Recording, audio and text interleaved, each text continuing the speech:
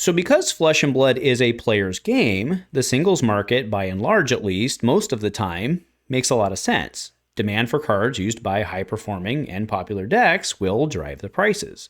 Now, for luxury items like marvels and special treatments, of course, they will, demand a luxury tax of sorts and can, of course, trend differently. But overall, mostly still follow meta trends and popularity levels. Less people tricking out a deck, of course, means less demands for those cards and so on, right? We all get it. But sometimes there are situations that do deviate and leave me confused. A huge shout out to our channel members for supporting what we do here. If you want to get involved with the channel and the Dice Commando community, please consider joining as a channel member. Remember, these videos are only possible with your support. You can show that support with a like, a subscribe, and by leaving us a comment and sharing your feedback. Community first, and go Commando. Hey there, my Flesh and Blood friends, and welcome back to the channel. So we are having a fun one today, or at least hopefully you agree that it's fun, but it's intended completely as entertainment because I just find it hilarious, right? Now, I want to be clear, I'm not trying to make some nuanced point in today's video, I promise. I do acknowledge that a lot of the time I do the, here's example A, and here's example B, and then we'll use those stories to come to some big conclusion. After, of course, I've lost, 80 to 90% of the audience along the way who never actually makes it there, and that's why I always appreciate the ones of you who stick around and get what we try to do here. But today is not that, okay? Plain and simple. I want to look at some prices on TCG Player that I just quite don't get, and I find it awesome. Now, what started this was that over the weekend, I opened a Golden Gate Marvel. So what, of course, is the first thing that I do? I'm like, the cat on the keyboard, what would it take me to get the complete set? Because, of course, I did, right? Let's, come on, let's all that. A, I wanted to know what it was worth. B, I was like, oh, I like Olympia. He's pretty cool. Yeah, again, we've all been there. You get it, right? Never mind that, the normal treatment, like I could buy all 4 of them for like $3. Nah, we've got the special one. We got to complete. So anyway, you get it. You get it, right? So here's what came out of that. The Golden Gate, which is the one I got, because of course it is the cheapest of the group. Now, if you look at all 4 of these, you have the boots, which are $29. You have the heart, which is $37. The Gallia, the headpiece, is $41. And then the gauntlets are $61. Now, what I find interesting about this is that they're so significantly different, with a caveat of it wouldn't have surprised me if with this group that they did make one of the marvels rarer than the other ones. That actually wouldn't have surprised me out of this, right? But what's interesting about this is if I look at the headpiece, for example, right? If I were to say in a vacuum, right, which of Olympia's new gold pieces are the least important to get, I would actually say it's the headpiece because he already has his Gallia, which is pretty damn good, right?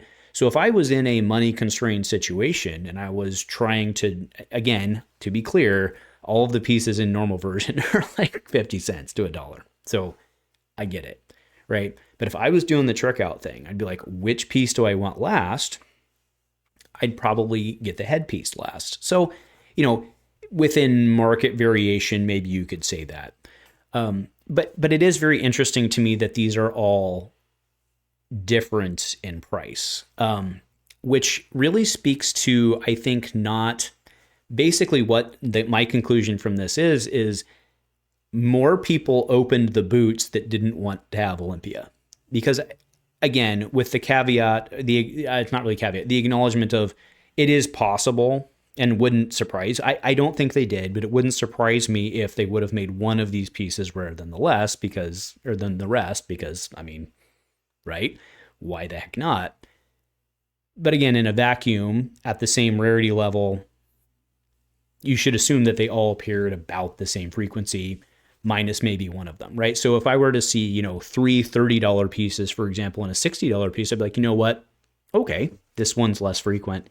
I accept it. But to see such different prices on all of them, I don't think they had like a 5 to 4 to 3 to 2. It would have been like 1 to 1 to 1 or 2 to 2 to 2 to 1 or something like that, right? Would have been my assumption. So anyway, I just find that very, very interesting. And of course, the one I opened is the last one. Now, there's the luxury item thing that we talked about. So what I want to do, what you see across the screen right now are all of Gravy's Marvels out of High Seas.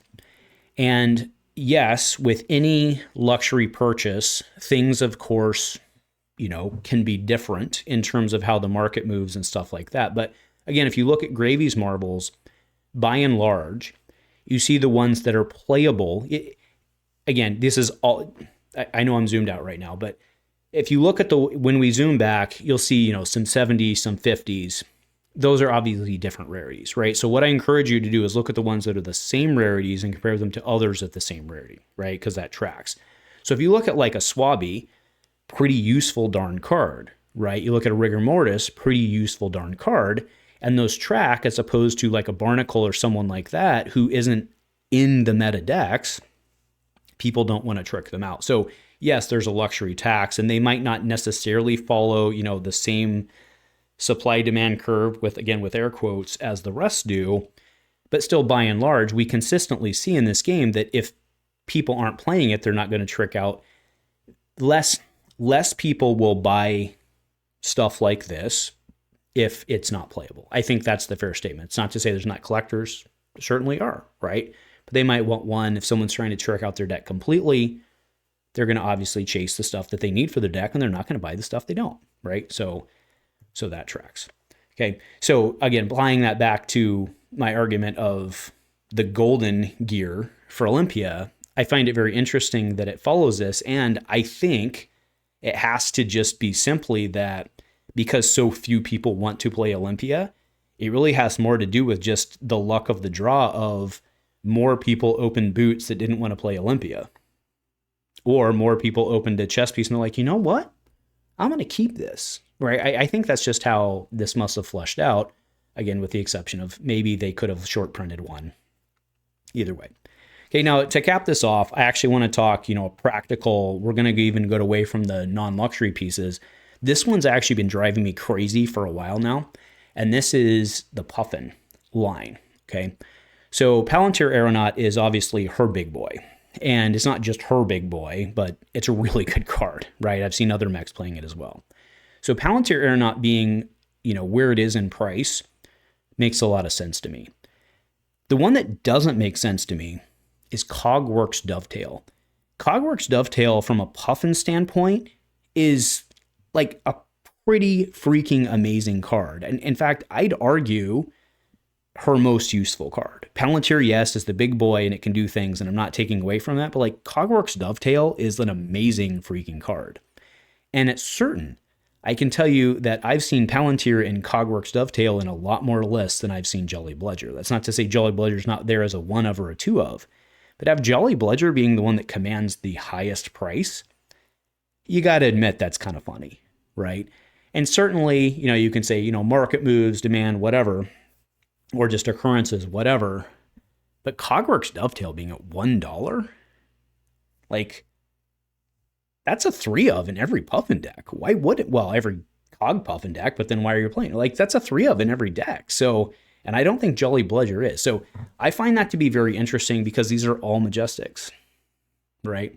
They're all Majestics at the same rarity. So I find that to be very interesting. So anyway, like I said, I'm not trying to prove some point. I just thought this was fun. I don't know. Let me know what you think. Thanks for joining me. Just having some fun tonight. Go Commando.